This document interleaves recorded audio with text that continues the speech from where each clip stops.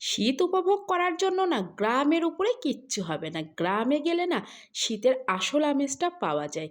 নানা রকম পিঠাপুলি, খেজুরের রস আর যে যতই শহরের পিঠাপুলি আমরা খাই না কেন, তবে গ্রামের পিঠা খাওয়ার ভেতরে একটা আলাদা মজা আছে।